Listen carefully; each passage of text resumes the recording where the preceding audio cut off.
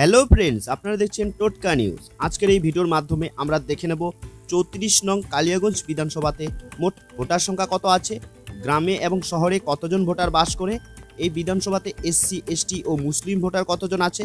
তাছাড়াও আমরা দেখে নেব এই বিধানসভাতে 2021 বিধানসভা ও 2024 লোকসভা ভোটে কেমন ফলাফল হয়েছিল। তাহলে আসুন এক এক করে সব দেখে নিই।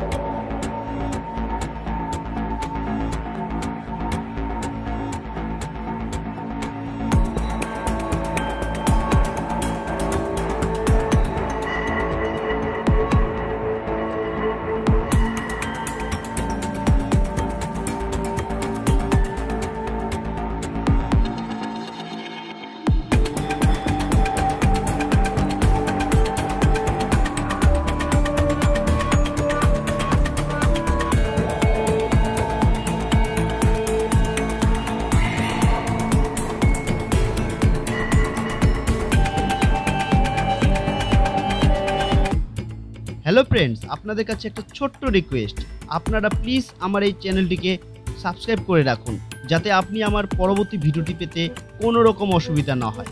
আর হ্যাঁ, আপনারা অবশ্যই জানান আপনি কোন বিধানসভার অন্তর্গত এবং কোন দলকে সাপোর্ট করেন, জানান আমার কমেন্ট বক্সে।